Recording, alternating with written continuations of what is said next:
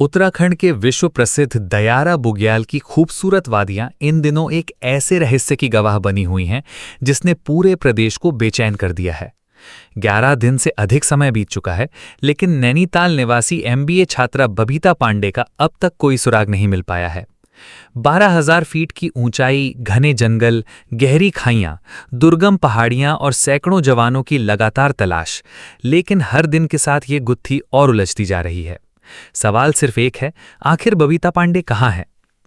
जिस दयारा बुग्याल को उसकी मनमोहक सुंदरता, शांत वातावरण और रोमांचक ट्रैकिंग रूट के लिए जाना जाता है, वही इलाका अब चिंता, आशंका और इंतजार का प्रतीक बन गया है। सुबह होते ही रेस्क्यू टीमें नए उत्साह के साथ पहाड़ों और जंगलों की ओर निकल पड़ती हैं और शाम ढलते ही खाली हाथ लौट आती हैं, मानो इन पहाड़ों की खामोशी अपने भीतर किसी बड़े रहस्य को छिपाए बैठी हो। नैनीताल जिले के रामनगर की रहने वाली बबीता पांडे 10 सदस्यीय ट्रैकिंग दल के साथ दयारा बुग्याल पहुंची थीं। 29 मई की रात दल गोई कैंप में रुका हुआ था।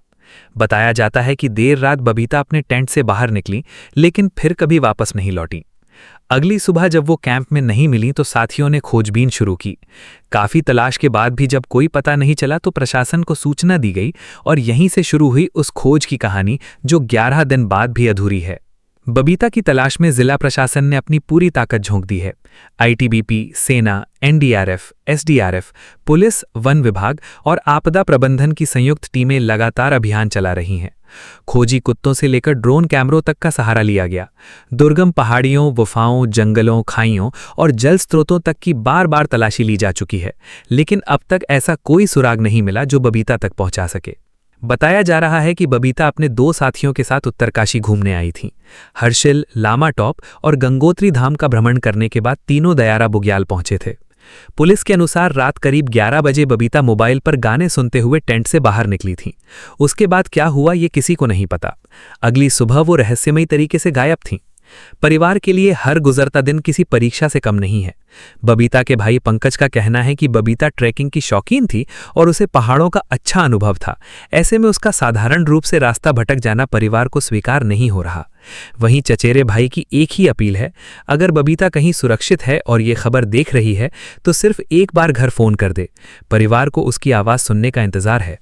मामले ने नया मोड़ तब लिया जब परिजनों ने बबीता के साथ गए दोनों युवकों पर अपहरण का आरोप लगाया।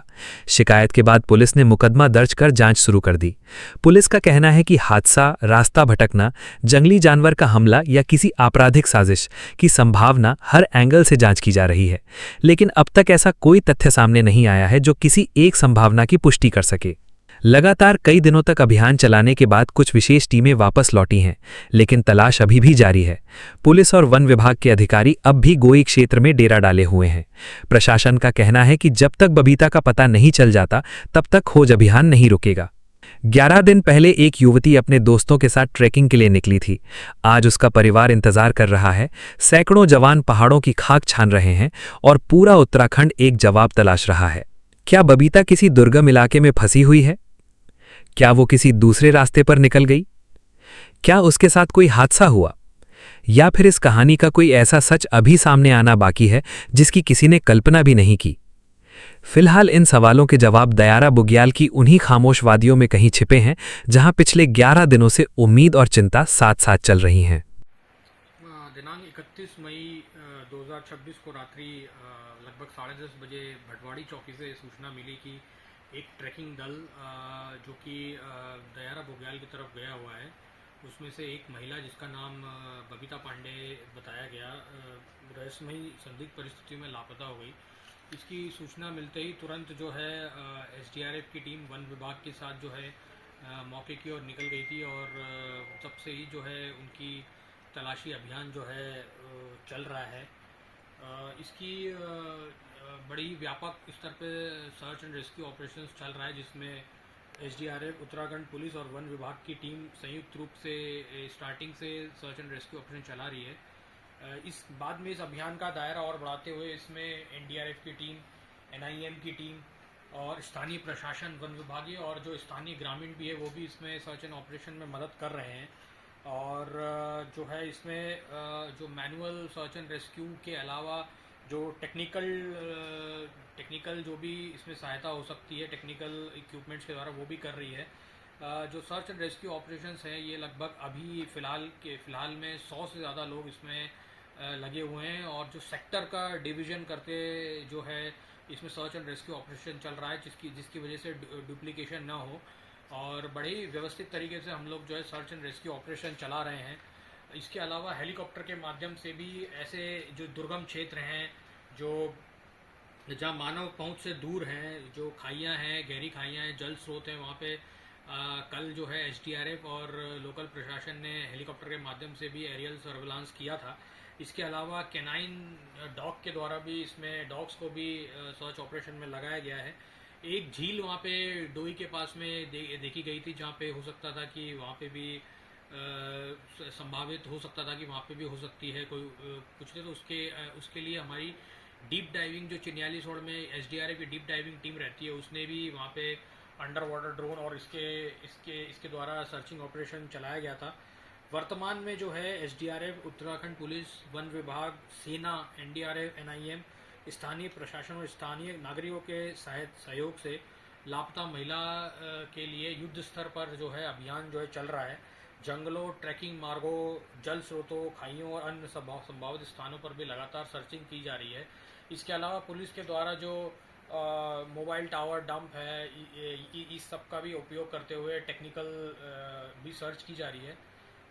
हम जो है कोई भी कसर नहीं छोड़ रहे हैं इसमें सर्च ऑपरेशन में, और इसमें जो है जल्दी कोई सफलता मिलने की उम्मीद है। Thank you. देखिए, अभी हमारे लिए बहुत एक प्राथमिकता है कि बबीता पांडे की खोज करना, और उसमें हमारी यहाँ पे पूरी टीम्स लगी हुई हैं। बल्कि एक सीईओ के नेतृत्व में हम रेस्क्यू अभियान चला रहे हैं, और एक सीईओ के नेतृत्व में हम लोग पूछताछ और जो भी हमारे और एंगल्स हो सकते हैं, चाहे वो सर्विलांस से हो, चाहे वो मोबाइल से रिलेटेड हो, तो उसमें भी पूरी हम सीसीटीवी से रिलेटेड हो, तो वो हम पूरी इसमें जानकारी कर रहे हैं। और इसमें सभी टीम्स, यहाँ तक कि प्रशासन की भी टीम्स और पुलिस, एसडीआरएफ, और हमने अब इसमें नेहरू माउंटेनियरिंग जो इंस्टीट्यूट है उसकी भी रेस्क्यू टीम को भी हमने इसमें किया है, तो वो लोग भी लगे हुए हैं। और आज तो मतलब हेलीकॉप्टर से भी सर्चिंग कराई गई है, तो इसमें प्रशासन, पुलिस प्रशासन, ये हम लोग पूरी तरह से इसमें कोशिश कर रहे हैं कि जल्द से जल्द इसमें हमें कुछ सुराग मिल सके और हम इसकी बरामदगी कर सकें, सकुशल बरामदगी कर सकें।